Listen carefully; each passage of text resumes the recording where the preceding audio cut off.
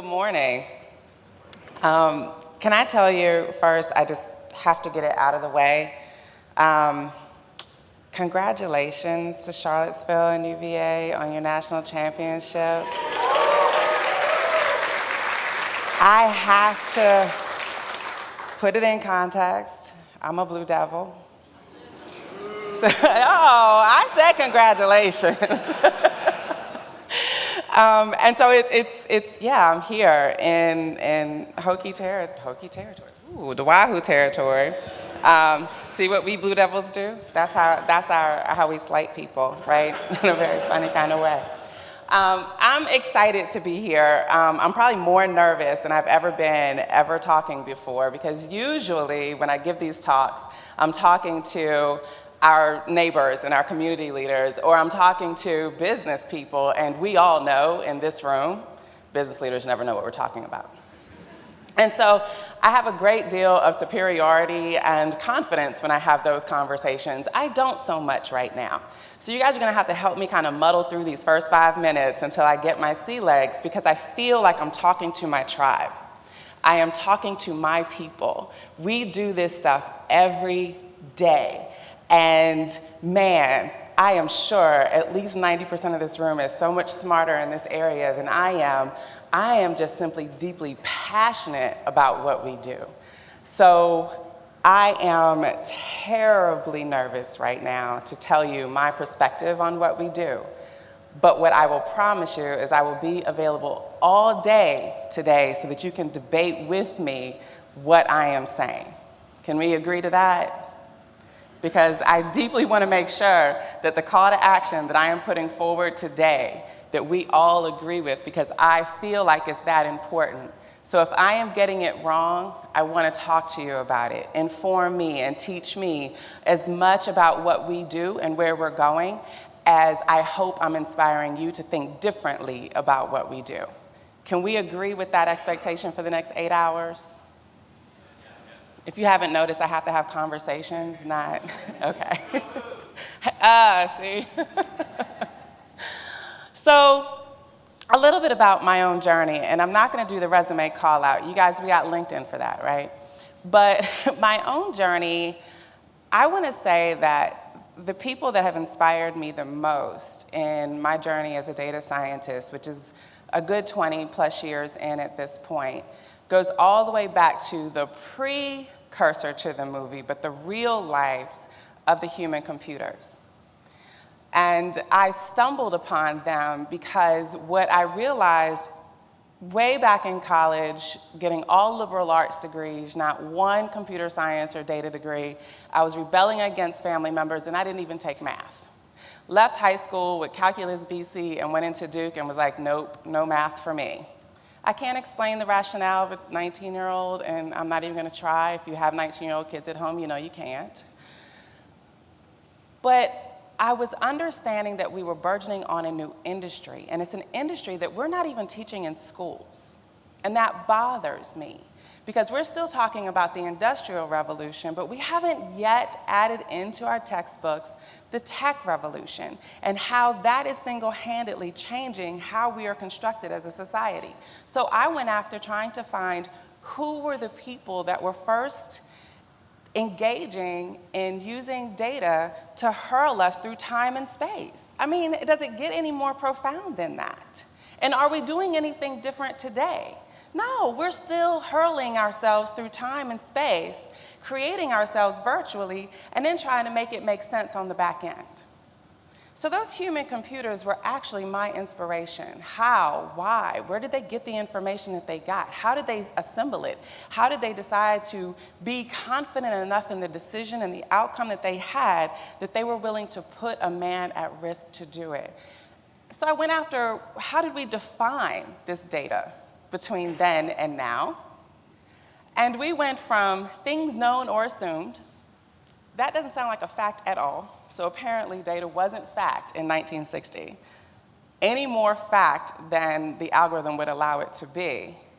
And today, we're still talking about factual information used as basis for reasoning, both useful and irrelevant, possibly redundant, processed to maybe be meaningful. I'm not entirely sure that we have any more clarity or coherence on data today than they had in 1960, and we're still hurtling ourselves through time and space. So that got me to thinking, then what is data? And I came up with this analogy. You guys tell me if it works. I'm trying it on you first. If it works, maybe it'll become a book. Who knows? I believe oxygen is to air as data is to information. Oxygen is to air as data is to information. We all need oxygen to live, period. Hard stop. You ever go to a place without it, you'll know it's a hard stop. I would much rather breathe the air in Charlottesville, Virginia, Durham, North Carolina, than I would in many places in China, because the air quality is different. And the air quality is an amalgamation of different gases in context. The air I am breathing contains oxygen, so I live, but the quality of that air is vastly different, and the consequences of breathing it is vastly different here in Charlottesville than it is in just most major cities in China. Thus, so is data. The data that we put forward, that we trust each other with, is vastly personal and vastly contextual, but we are doing it just as often as we breathe. What we do with that information once we compile it, me and you, get in our little cubes with our computers and Jupyter notebooks, and we compile this stuff, we create an outcome of information that we hope isn't toxic. And we have, at this point, no way of truly determining the quality of the air that we are creating in these mechanisms. We truly sit between the people who are asking us to do something with the data that they collected and the people who trust us to give us their data to begin with. And make no mistake about it, we are us. We are coding for us. I like my Garmin watch. I get in step races with my students at VCU. I work out for triathlons, man, let me tell you. At 46, that's a beast. And so I need to know day to day, while I'm hurting, was it worth it? But as I'm doing that, I'm giving it to someone in this room, and I don't even know who it is. And you guys are doing something with that information, and I don't know what you're doing with it. And I've gotten to be okay. So when I entered in 1995, that was the same time that the European councils were coming up with the protection directives on personal data. Think about that. That was the same time Larry Ellison was yachting around the world talking about relational databases, what? We did some things with relational databases in the 1995 era that we're still trying to undo. Like, anybody else have that experience? And now we're talking about data swamps, lakes and other things. I mean, whew. I say all that to say that we're putting our data in places that we think it should be for use cases that we hope will be awesome, and we don't know yet. And so, yeah, we gave up privacy. In this room, we can say that because we know we did. We collectively gave up privacy. We said, I want to count my steps.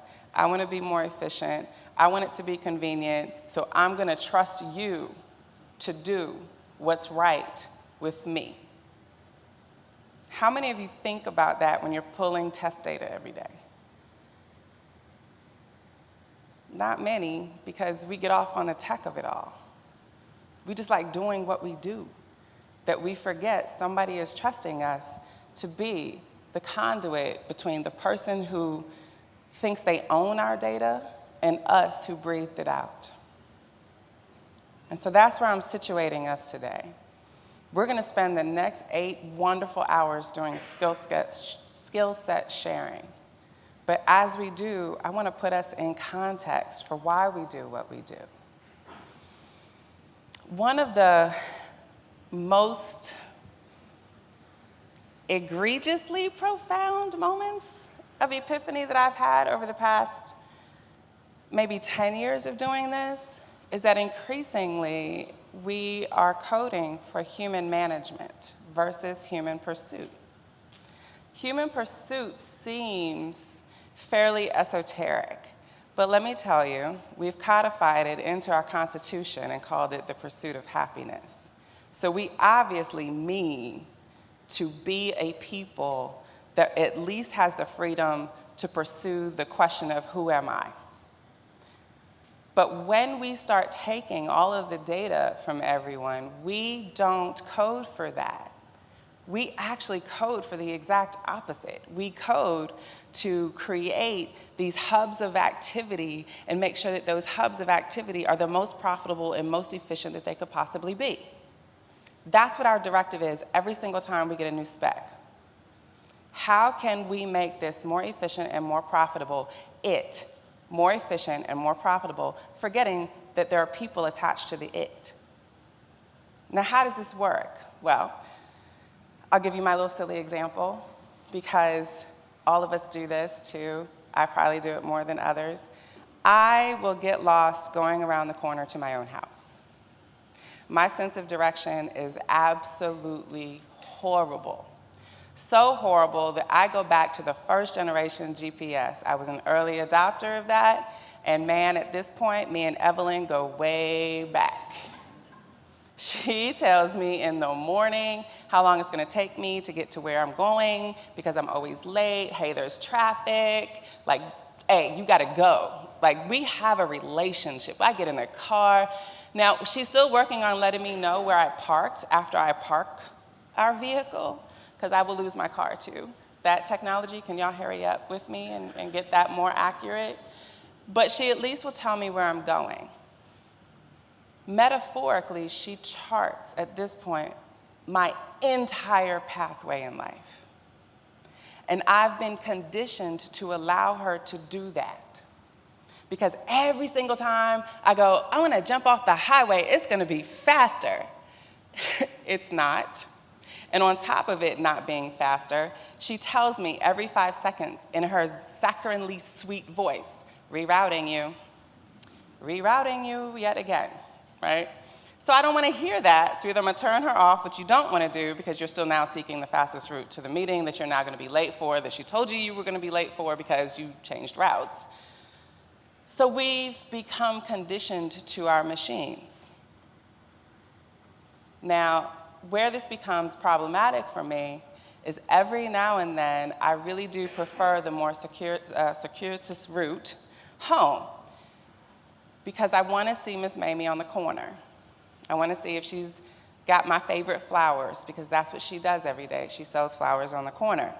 Or I want Mr. Roy to pump my gas for me. He's the homeless gentleman in my neighborhood, and every now and then I'll go to the gas station where he takes up residence, and I'll let him pump my gas for a few dollars. And I check on all of the guys that graduated with my own sons who like the park bench on the corner.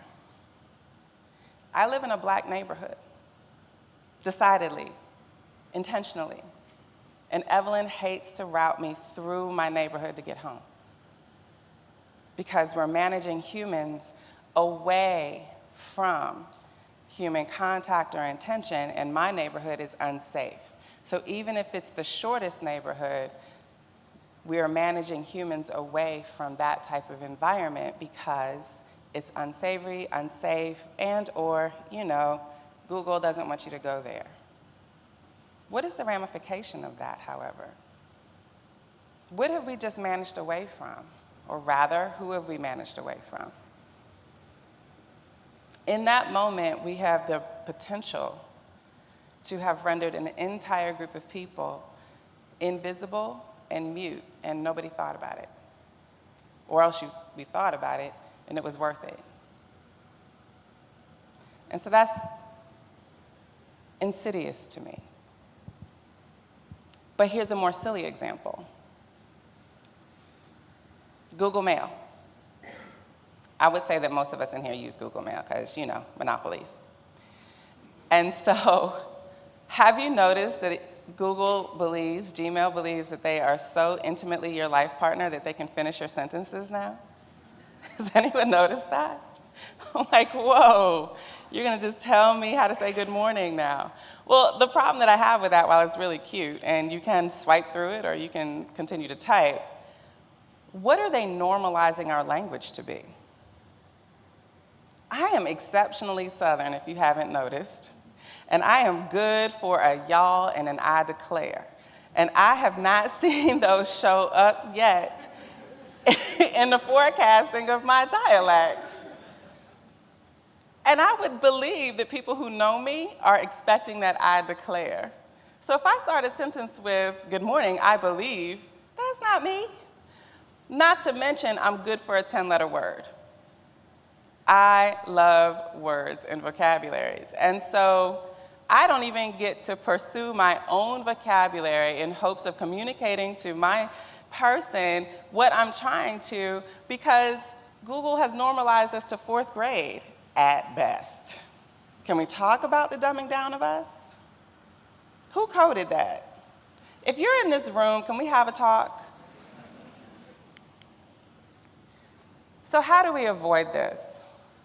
Well, I think most directly, and I'm going to get more tactical, I promise, but I do think one of the biggest questions that at least I like to ask, and I've known for this question, I sit in C-suites all the time.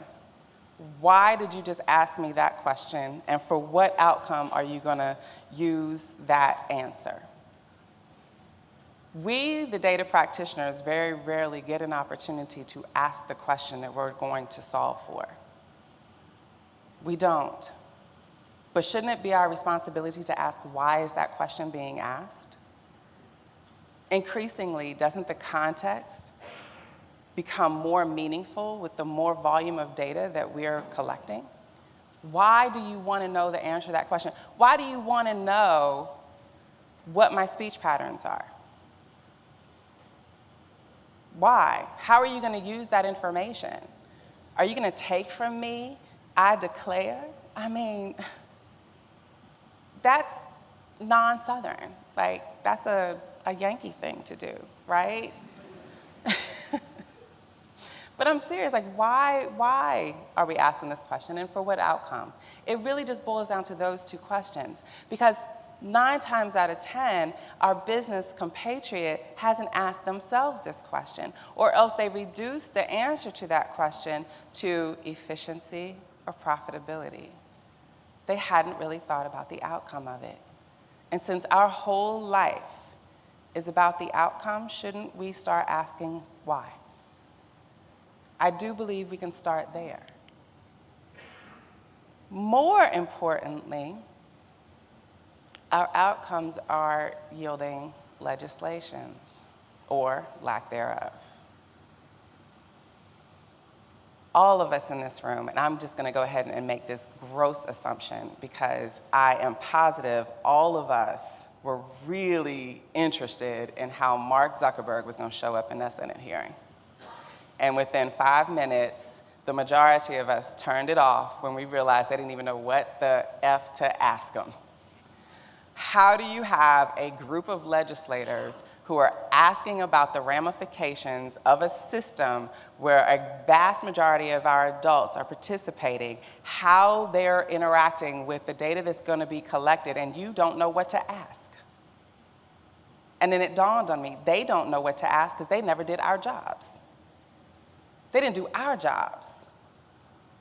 They don't know that my best friend shows up as Black in Facebook on her little profile that they put together, and she's the blondest hair, blue-eyed chick you ever want to meet on the planet. But because she's got quite a few Black friends, apparently Facebook thinks she's Black. No Senate asked, how do you create your virtual people from the information that you're collecting about them? And what do you do when you're wrong? How do you know if you're wrong? Why are we being used as continual test subjects?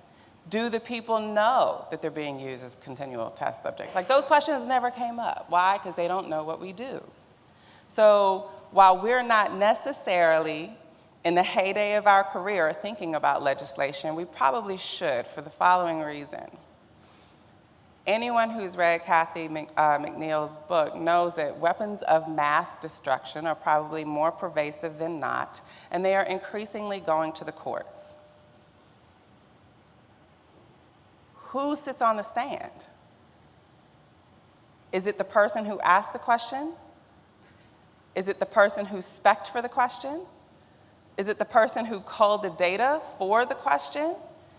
Is it the person who designed the feature set for the question? Is it the person who created the algorithms in the box? Lord knows we're still waiting for the day that that black box can take a stand on its own and call it artificial intelligence and explain itself, but we are not there. So is the designer gonna sit there? Is it gonna be the person who had to legislate and create policy on the back end of the outcome? Does anybody have an answer for who's sitting on that stand? Because right now I don't think we know, which means we in this room are just as likely to have to sit on that stand and explain the why and the how of that question than anybody else. And are we prepared to do that? I don't know, because we're still getting off on the tech of it all. I don't think we're thinking about taking stands, and we're definitely not thinking about legislating around it. We're just happy that we don't really have to deal with privacy right now, that we haven't yet figured out that we still got to deal with protection. You kind of with me? Ish. So this is my thing. We have to make a stand together, me and you. Either we're going to be Thanos, and yeah, because I'm that geek, and we are going to continue to render invisible, mute, and moot the majority of our neighbors, our community. And I would remind you that we are still we the people in this. So just like the Avengers, some of us are gonna go. Or we're going to be the Avengers, and we're gonna take the superpowers that we have in each one of these junctions that I just laid out, and we're gonna combine them. And we're gonna start mitigating bias that leads to rendering our neighbors and communities mute and invisible in the outcomes that we are creating for efficiency and profitability. And we are going to be more proactive about asking the question in each one of these areas. So when we're talking about goal bias follows that why question. I am asking you to start asking the why question. But if we're not going to ask the why question, and we're too far away from asking the why question, then we at least can begin to deal with the goal of what we are trying to accomplish. Not one of us gets a speck without a goal. Not one of us. It is germane to the description of what we have to create. So how about we spend a few moments vetting the goal. Where are we trying to go with this? Why are we trying to go there? Do you really want to route me around my neighborhood, my own neighborhood? Do we really, really want to get rid of teachers? Is that really our goal? Or do we want to increase the quality of education? What is the goal of what we're trying to do? Secondly, feature bias, data bias. Go down and up. Who's collecting the test data from where? And this is the biggest cop-out, I think, of them all. I'm gonna say it's a bigger cop-out to me than math does what math does, but I'm gonna get there in a second. When we're culling test data, it falls under the guise of we don't know what we don't know. But our job as data people is to understand what we don't know. That's why we get turned on by what we do. We should be able to see the negative spaces in data. If you can't, figure it out. Because I personally get lost too often in our test data sets. I personally don't show up. You try being a black, middle-aged female from a humble beginning in any one of our test beds. Furthermore, then progress her to actually achieving a degree and a lucrative career, and you won't find me again. I'd be an outlier. Which, to digress just a moment, you do know that we as humans don't learn from normalization, right? So while all of us are projecting a future and normalizing who we are, human beings are compelled by difference and outliers. So if we quit highlighting the outliers, where's our collective progress coming from? Just a thought. So as we're culling out our data, we now have a volume of data. We know that it exists. We at least put it in the swamp. Can we start to figure out who we're missing? Because if you know that every single data element came from a person, then you know that every person has to be represented there somewhere. Can you make sure that they're represented? That is then a good test set of data to begin modeling against. Then we look at feature bias. This one is an interesting one because we also get to choose the features of consequence. I was reading through a Twitter feed the other day about the Zest financial feature set where they're saying that if you fill out an application in all caps, you're less likely to pay your loan back, so therefore you're risky. All caps. All caps. Who let all caps be a feature of some consequence? All caps? When we considered all caps, did we also consider that the 2 generations under us actually quit taking handwriting, never learned etiquette in handwriting after the 3rd grade? Did they remember that the generation just below us, when we were still getting started in OCR, remember OCR in the early days, the headache of like, did you read that right? And we would create these applications where we would ask the people to put all cap block letters in so that we could make cataloging that technologically more efficient. But today, the feature set that they want to use to have some consequence against people who are applying for loans is whether they filled it out in all caps. Who thought about that? Hilarity ensues, it should, except for people are being harmed by stuff like that. So feature bias, even in its most ludicrous way, will harm us. We need to ensure that we are creating feature sets that reflect the context of the data that we are collecting and reflects the outcomes that we're expecting, because it is in feature sets that we are promoting and exponentially increasing the toxicity of the information on the outside. We don't want to breathe air that was produced by a bad feature set. And then finally, model bias. I'm one of those people that love to visualize data. I am. I just love it. Like, to turn data into a visual. I also like to use it to tell stories. That makes me good at what I do. But to make it into a piece of art maybe doesn't make me good at what I do. Because what I'm most interested in is how it displays on the screen. And I'm using a silly example for that because sometimes when we do model bias, we're more turned on by the fact that we can create the model than we've actually analyzed the outcome of the model and where it's going to go, and is it doubling down on an already systemic issue. We really do have to get past just being turned on by our art form. And creating models is an art form. It is our art form. It is our means of expression. It is what we do at the end of the day to go, ah. But is it relevant and is it germane?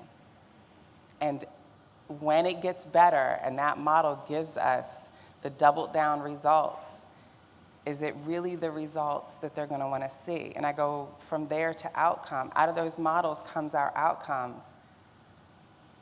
Y'all have all been in meetings where there's a report that's red, yellow, and green.